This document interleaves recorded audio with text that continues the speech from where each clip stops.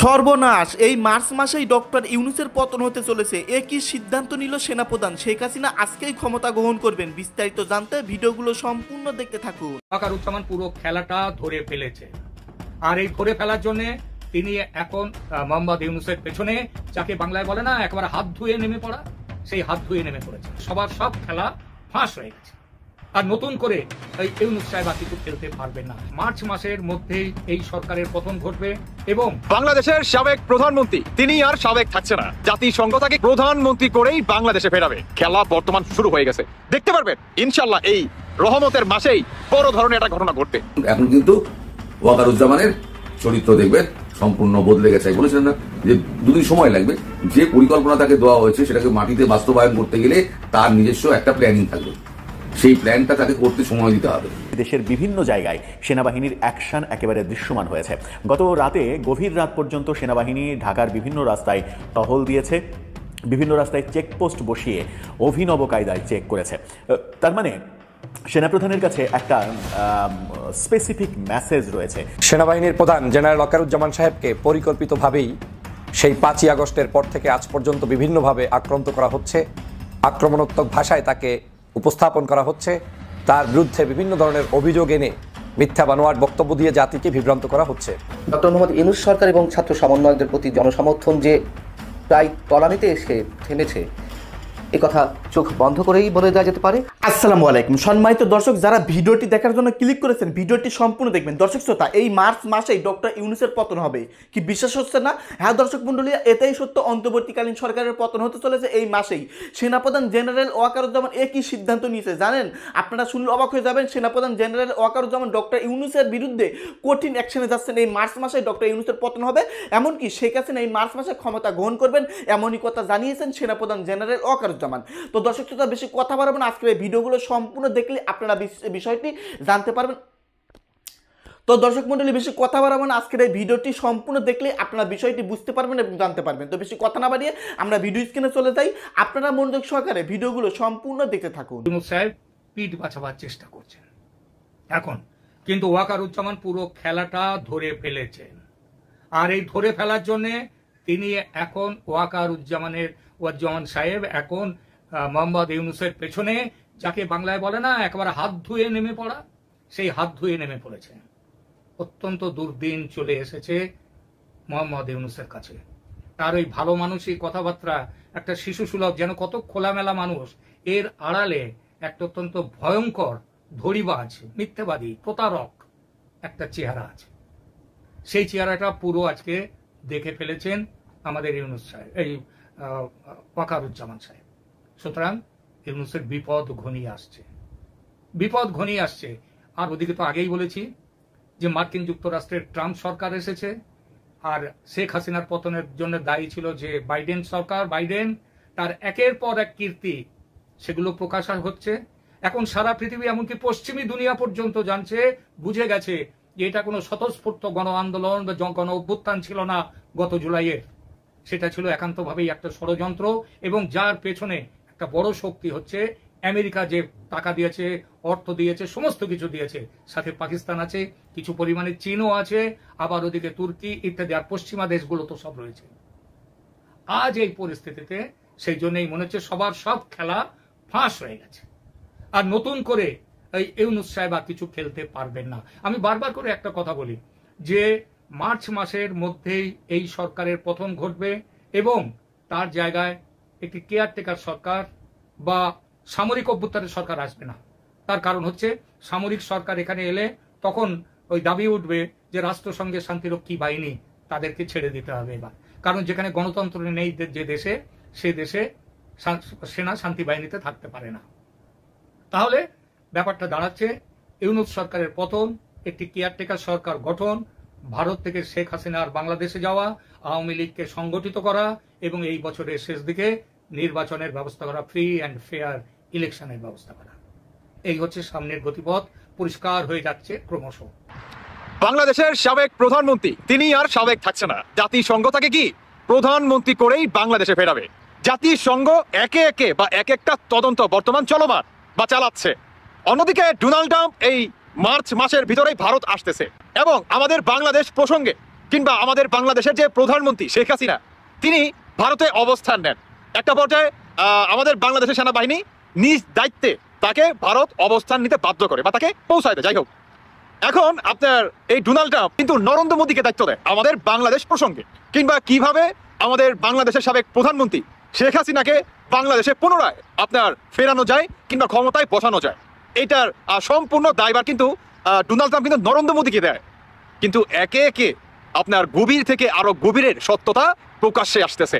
এখন আসুন, আমি যে বললাম যে জাতিসংঘ আপনার শেখ হাসিনাকে পুনরায় আপনার প্রধানমন্ত্রী করেই ফেরাবে, আপনার জাতিসংঘ কিন্তু এই ডক্টর ইউনূসের কাছে একটা বার্তা পাঠায় যে আগস্ট মাসে যে পুলিশ গণ হত্যা হয়েছে, আওয়ামী লীগের উপরে মব জাস্টিস হয়েছে, মব ক্লিন হয়েছে, বা যারা মারা গেছে প্রত্যেকটার ময়না তদন্ত এবং সব কিছু ডকুমেন্টস আপনার বা হিসাব নিকাশ কিন্তু চাইছে জাতিসংঘ। আর ডক্টর ইউনূসের প্রতি একের পর এক অহংকার কিন্তু বেড়েই চলছে মনে করে জাতিসংঘ থেকে। ডক্টর ইউনূস এখন দেখবেন গিরগিটি হয়ে গেছে, গিরগিটি। ওই যে বললাম প্রথম গিরগিটি হচ্ছে অন্তর্বর্তীকালে সরকারের পক্ষ থেকে 11 জন আপনার ইন্ডিয়াতে 5 দিনের সফরে যাওয়া। বুঝেন আপনি এই সফরটা কেন যাচ্ছে, এই সফরটা কেন করতেছে? মানে কি, খেলা বর্তমান শুরু হয়ে গেছে। দেখতে পারবেন ইনশাল্লাহ এই রহমতের মাসেই বড় ধরনের একটা ঘটনা ঘটবে। ডক্টর মোহাম্মদ ইউনূস সরকার এবং ছাত্র সমন্বয়কদের প্রতি জনসমর্থন যে প্রায় তলানিতে এসে থেমেছে, এ কথা চোখ বন্ধ করেই বলে দেওয়া যেতে পারে। এবং একই সঙ্গে চারিদিকে তো বিষয়গুলো আলোচনা হচ্ছে, এবং বড় মজার বিষয় হচ্ছে এ পর্যন্ত যতগুলো জরিপ পরিচালিত হচ্ছে তার প্রায় প্রত্যেকটিতেই এই ধরনের ফলাফল উঠে আসছে। সবশেষ বাংলাদেশ ইনোভেশন বাংলাদেশ নামে একটি গবেষণা সংস্থা, তারা 19 ফেব্রুয়ারি থেকে মার্চের 3 তারিখ পর্যন্ত দেশের 64 জেলাতেই প্রায় 11,000 মানুষের উপরে এই জরিপটি পরিচালিত করেছে। এবং সেটির ফলাফল 8 মার্চ রাজধানীতে একটি অনুষ্ঠানের মাধ্যমে প্রকাশ করা হয়েছে। সেইখানে যে ফলাফল উঠে এসেছে টেলিভিশন টক শোতে কিংবা চায়ের টেবিলে যে আলোচনাগুলো হচ্ছে মোটামুটি সেগুলোরই প্রতিফলন ঘটেছে। এবং এই জরিপে সংবিধান পরিবর্তন, সংস্কার, নির্বাচন কবে হতে পারে, বিএনপির জনপ্রিয়তা কেমন, ছাত্রদের যে নতুন রাজনৈতিক দল এনসিপি তার প্রতি মানুষের সমর্থন কেমন, তা মোটামুটি আমাদের বিভিন্ন আলোচনায় যেগুলো প্রকাশ পাচ্ছে এই জরিপে মোটামুটি তেমনটি ফুটে উঠেছে। এখানে যেটি ফলাফলে বেরিয়ে এসেছে যে 59% মানুষ মনে করেন যে চলতি বছরের ডিসেম্বরের মধ্যেই নির্বাচনটি হওয়া উচিত, আর চলতি বছরের জুনের মধ্যে নির্বাচন হওয়া উচিত এমনটা মনে করছেন 31.6% মানুষ। আর 10.9% মানুষ মনে করেন ডিসেম্বরের পরে নির্বাচন হওয়া উচিত বা হতে পারে 2026-এর গিয়ে। বিএনপির জনপ্রিয়তা মোটামুটি এর মধ্য দিয়ে যাচাই করা যায় যে এই মুহূর্তে অনেকেই সিদ্ধান্ত নিয়ে নিয়েছেন যে কাকে ভোট দেবেন, যেহেতু ভোট এখনও, যদি ডিসেম্বরে ভোট হয়, যদি জাতির কপাল ভালো থাকে, তো এখনও নিশ্চয়ই 9 মাস বাকি রয়েছে, 9-10 মাস। সেই জায়গা থেকে এখনই যারা সিদ্ধান্ত নিয়েছেন তাদের মধ্যে 41% মানুষ তারা বিএনপিকে ভোট দিতে চান। আর জামাত ইসলামীকে ভোট দিতে চান 31.6%। তৃতীয় অবস্থানে রয়েছে আওয়ামী লীগ 14%। এটির সঙ্গে অনেকেই দ্বিমত পোষণ করতে পারেন, কী ব্যাপার আওয়ামী লীগ 14% পাচ্ছে কেন, একটু খটকা লাগতেই পারে। তবে বিএনপি যে সবচেয়ে জনপ্রিয় দল এতে তো কোনো ভুল নেই। আর জামাতে ইসলামী 31.6% মানে জরিপের ফলাফল অনুযায়ী তারা এই সমর্থনটি পাচ্ছেন, এটিও বিতর্কের সৃষ্টি করতে পারে অনেকের মধ্যে। তার কারণ বিএনপি যদি 41.7% সমর্থন পেয়ে থাকে ভোটারদের, সেক্ষেত্রে জামাত 31.6% পাবে। আমার কাছে একটু অন্যরকম লাগছে। আমি প্রথমে বলেছি মোটামুটি ধারণা, সাধারণ মানুষের যে ধারণা তা এতে প্রতিফলিত হয়েছে। বিএনপি সবচেয়ে বড় রাজনৈতিক দল এই মুহূর্তে, সেটি এসেছে। এবং নতুন যে রাজনৈতিক দল এনসিপি, তাদেরকে সমর্থন করছেন এই ভোটারদের 5.1% মাত্র। তারপরে নতুন দল হিসেবে কম না, আমরা বলতে পারি 5.1%। সেনাবাহিনীর প্রধান জেনারেল ওয়াকারুজ্জামান সাহেবকে পরিকল্পিতভাবেই সেই 5ই আগস্টের পর থেকে আজ পর্যন্ত বিভিন্নভাবে আক্রান্ত করা হচ্ছে, আক্রমণাত্মক ভাষায় তাকে উপস্থাপন করা হচ্ছে, তার বিরুদ্ধে বিভিন্ন ধরনের অভিযোগ এনে মিথ্যা বানোয়াট বক্তব্য দিয়ে জাতিকে বিভ্রান্ত করা হচ্ছে। জেনারেল ওয়াকারুজ্জামান 5ই আগস্ট আমাদের বাংলাদেশের জন্য, বাংলাদেশের জনগণের জন্য একটি নতুন সূচনা তৈরি করার সুযোগ করে দিয়েছিলেন। তার সহযোগিতার মধ্য দিয়ে, তার হাতের মাধ্যমেই আমরা আমাদের ছাত্র জনতার এই বিজয়টাকে, সিপাহী ছাত্র জনতা ঐক্যবদ্ধভাবে বিজয় অর্জন করেছিলাম। আমি সে কারণে জেনারেল ওয়াকারুজ্জামান সাহেবের প্রতি কৃতজ্ঞতা পোষণ করছি। আমি আজকের কয়েকটি পয়েন্ট বললেই আপনারা বুঝতে পারবেন কেন আমি বলছি যে জেনারেল ওয়াকারুজ্জামান 5 তারিখ থেকে টার্গেটের মূল লক্ষ্যবস্তুতে পৌঁছেছেন এবং কি তাদের হীন উদ্দেশ্য, কেন তারা এটা করছেন সেটা আপনারা উপলব্ধি করতে পারবেন। প্রথমত হচ্ছে বাংলাদেশের এই 5 তারিখের বিজয় হোক, এই বিজয়টা কোনোদিন পার্শ্ববর্তী দেশ ভারত সে মেনে নিতে পারেনি। তার বিশ্বাস ছিল না যে এ ধরনের একটি কর্মকাণ্ড হঠাৎ করে গড়ে উঠতে পারে, হঠাৎ করে ঘটে যেতে পারে। কিন্তু তিনি তার চোখের সামনে দেখতে হলো যে তার যাকে 16 বছর পর্যন্ত পেলে পুষে রেখেছে, যার কাছ থেকে বাংলাদেশের অর্থনীতি বিভিন্ন ধরনের সকল সাহায্য সহযোগিতা ভারত নিয়েছে, সেই নেত্রীকে বাংলাদেশের জনগণ ঐক্যবদ্ধ ফেলে দিয়েছে এবং বাংলাদেশের জনগণ কোনো অবস্থায় এই সরকারের পতন এককভাবে করতে পারতো না যদি সেনাবাহিনীর সহযোগিতা না থাকতো। তাহলে সেনাপ্রধানকে জেনারেল ওয়াকারুজ্জামান। কার সময় এই ঘটনাটি ঘটেছে? ওয়াকারুজ্জামানের সময় ঘটনাটি ঘটেছে। কতদিনের মাথায় ঘটেছে? সেনাপ্রধান নিয়োগ পাওয়ার সম্ভবত 44 দিনের মধ্যেই বাংলাদেশে এই ধরনের ঘটনা কার্যক্রম সংগঠিত হয়েছে। তাহলে ভারতের মূল টার্গেট ছিল জেনারেল ওয়াকারুজ্জামান সাহেবকেই বিতর্কিত করা, কারণ তারা জানে শেখ হাসিনাকে ওয়াকারুজ্জামানের যে কোনো কলা কৌশলের কারণেই হাঁটতে হয়েছে, বিদায় নিতে হয়েছে। যদিও তিনি সেফ এক্সিট নিয়েছেন কিন্তু তাকে যেতে হয়েছে। এই যাওয়াটাই তারা মানতে পারে নাই বিধায়ী কৌশলগত জায়গা থেকে ওয়াকারুজ্জামানকে বিতর্কিত করতে তারা পথ বেছে নিয়েছে।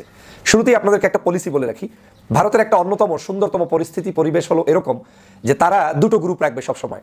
একটা গ্রুপ তাদের মানে যাকে তারা ধ্বংস করতে চায় তার পক্ষে লাগিয়ে দিবে, তাকে নিয়ে প্রচুর পরিমাণে তারা পজিটিভ নিউজ করাবে যে এই লোক ভালো, এই লোক যে কোনো সময় এটা করতে পারে, এই লোক বাংলাদেশের জনগণের পক্ষে, এই লোক ক্ষমতা নিয়ে নিবে, এই লোক বিপদ থেকে দেশকে রক্ষা করবে। এভাবে করে বিভিন্ন নিউজ পোর্টালে তাদের দেশীয় বিদেশি বিভিন্ন জায়গা থেকে তারা নিউজ করাবে। টকশোতে তারা ওই ব্যক্তির সম্পর্কে অতিরিক্ত আবেগ দেখাবে, প্রীতি দেখাবে। এটার মূল অর্থ হচ্ছে জনগণের কনসেপ্ট ওই ব্যক্তির দিকে ধাবিত করা, যাতে করে জনগণ মনে করে যে ভারত এত প্রশংসা করছে এই লোকের কারণটা কি, ভারত এত ভালোবাসছে এই লোকের কারণটা কি। এভাবে করে তার প্রশংসা একদিকে করতে থাকবে, অ্যাট দ্য সেম টাইম তার কিছু এজেন্সি নিয়োগ করা থাকবে।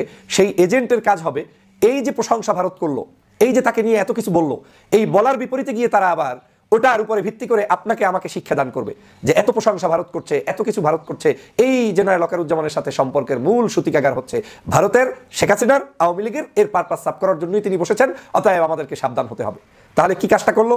আপনার জনগণের কাছে তার গ্রাউন্ড তৈরি করে দিয়ে আবার তারই নিয়োগপ্রাপ্ত কোনো এক এজেন্ট দিয়ে সমালোচনা করানোর মতো পরিস্থিতি তৈরি করে দিয়ে মূলত তারা তাদের অ্যাচিভমেন্ট গোল করতে চায়। সেটা হচ্ছে অস্থিতিশীল পরিস্থিতি, বাংলাদেশকে বিভাজনের রাজনীতি তৈরি করা, নিরাপত্তাহীনতায় ফেলে দেয়া এবং এর মধ্য থেকে যদি কোনো কিছু আউটকাম বের হয়ে আসে, ধরেন আপনি প্রচুর পরিমাণে একজনকে গালিগালাজ করবেন, বিরক্ত করবেন, একটা সময় সে বাধ্য হয়ে একটা কিছু করলো, সেটা তাদের এক ধরনের চিন্তা। কিছু সে করলো না, নীরব হয়ে গেল, অস্থিরতার কারণে, তার এই আপনাদের এই পুশের কারণে তিনি হয়তো যেভাবে শক্তভাবে স্বাধীনভাবে সুন্দরভাবে দেশ চালাতে চাচ্ছিলেন সেটা না করে হয়তো চুপচাপ থাকলেন, তাতেও তাদের লাভ। একে আপনি অ্যাগ্রেসিভ হয়ে ক্ষমতা নিলেন, তাতেও লাভ। আপনি অ্যাগ্রেসিভ না হয়ে দুর্বল থাকলেন, তাতেও লাভ, কারণ আইন শৃঙ্খলা খারাপ হয়ে যাবে, দেশের পরিস্থিতি খারাপ হয়ে যাবে। আর আপনি এর মাঝ বরাবর কোনো কিছু থেকে থাকেন, তাতেও তাদের লাভ। মূল কাহিনীটাই হচ্ছে তারা যখন কোনো কিছু খুঁজে পায় না তখন তারা পরিকল্পিত উপায়ে এই ধরনের কার্যক্রম শুরু করে। আমি স্পষ্ট করে বলি, আমি কখনো সমালোচনা পছন্দ করি না ব্যক্তি বিশেষের, কিন্তু আমি কিছু কথা যদি কখনো না বলি তখন আমার দায়বদ্ধতা থেকে যায় যে আমি কি উপলব্ধি করছি সেটা আদতে আমার ফ্যান ফলোয়ার্সদেরকে উপলব্ধি করাতে পারছি কিনা। বাংলাদেশ একটা কঠিন পরিস্থিতির মধ্য থেকে গিয়েছে, 16টি বছরে এই দেশটাকে ধ্বংস করেছে। 16 বছরে নিজের কাছে প্রশ্ন করুন যে 16 বছরে বাংলাদেশের সেনাবাহিনীর বহু মানুষ দায়িত্বে এসেছে, একটা মানুষ কি আমাদের পাশে দাঁড়িয়েছে? কই আমাদের এই সেনাবাহিনীর সাবেক এক কর্মকর্তার বিরুদ্ধে বিভিন্ন আল জাজিরা থেকে শুরু করে বড় বড় নিউজ পোর্টালে রিপোর্ট হয়েছিল, কই আমরা তো তাদের কোনো সহযোগিতার মাধ্যমে বাংলাদেশের ছাত্র জনতার বিপ্লব কিংবা কোনো রাজনৈতিক বিপ্লব সাধিত করতে পারি নাই। জেনারেল ওয়াকারুজ্জামান সাহেব নিয়োগ পাওয়ার 44 দিনের মধ্যে আমাদের পাশে এসে দাঁড়িয়েছেন, এটা ছিল আমাদের জন্য এক ধরনের বারাকা, রহমত, বরকত। তিনি যদি না দাঁড়াতেন, এবং শেখ হাসিনা সেটাই চেয়েছিলেন যে লক্ষ মানুষকেও যদি হত্যা করা যায় তারপরেও ক্ষমতা আঁকড়ে ধরবে, এটা ছিল তার পরিকল্পনা, কিন্তু সেটা জেনারেল ওয়াকারুজ্জামান সাহেব করতে দেননি। একজন জেনারেল, একজন সেনাপ্রধান কোন তরিকায় তিনি আমাদেরকে সাহায্য করবেন, সহযোগিতা করবেন, নিশ্চয়ই সেটা স্বাভাবিক রাজনীতিবিদের ভাষার মতো, আমাদের স্টাইলের মতো কোনো তরিকা হবে না। তিনি তার চাকরি, অবস্থান, বাহিনী, দেশ বিদেশ সকল শক্তিগুলোর কথা মাথায় বিবেচনা রেখেই যখন তিনি প্রয়োজন বোধ করবেন এবং দেশপ্রেমে উজ্জীবিত হয়ে মানুষের জন্য কাজ করার চিন্তা করবেন, তখন তিনি কৌশল অবলম্বন করেই আমাদের পাশে দাঁড়াবেন। আমি মনে করি জেনারেল ওয়াকারুজ্জামান সেই কাজটি করেছেন। কিন্তু 5 তারিখে এই কাজটি করার পরে ভারতের মাথা নষ্ট হয়ে গিয়েছে, সেজন্য একটি গ্রুপকে পরিকল্পিত উপায়ে নামানো হয়েছে। ডক্টর মোহাম্মদ বুইরা খাটাস, তার মতো লোক দিয়ে কাজ হবে না। তখন যখন তাদেরকে দিয়ে কিছু করতে পারলো না, তখন আবার নতুন করে উপদেষ্টাদের কিছু প্রশংসা করা শুরু হলো, নতুনদের কিছু প্রশংসা করা শুরু হলো, আবার প্রথম দিকে নতুনদেরকে বাস দেওয়া শুরু হলো, প্রথম দিকে নতুনদেরকে একেবারে ধোলাই দিয়ে শেষ করে দেওয়া হলো। এক বাক্যে বিতর্কের প্রত্যেকটা স্টেজ কিন্তু তারা পরিকল্পিতভাবে ভারত এই জায়গায় মাঠে ময়দানে নেমে সফলতার দ্বার প্রান্তে যাওয়ার জন্য ট্রাই করছে। কখনো তারা উপদেষ্টাদের সমালোচনা করার মাধ্যমে বিতর্ক সৃষ্টি করছে, কখনো তারা আমাদের ভিতরে রাজনৈতিক দলগুলোর নেতৃত্ব ছাড়াই কোনো ব্যক্তি বিশেষের নেতৃত্বে হাঙ্গা আমাদের ভিতরে বিভিন্ন ধরনের বিশৃঙ্খলা তৈরির জন্য চেষ্টা চালিয়ে যাচ্ছে। অ্যাট দ্য সেম টাইম আবার আমার দেশে বাংলাদেশের যখন প্রিয় দর্শক মণ্ডলী, আশা করতেছি ভিডিওগুলো আপনারা সম্পূর্ণ ধৈর্য সহকারে মনোযোগ সহকারে শুনেছেন এবং দেখেছেন।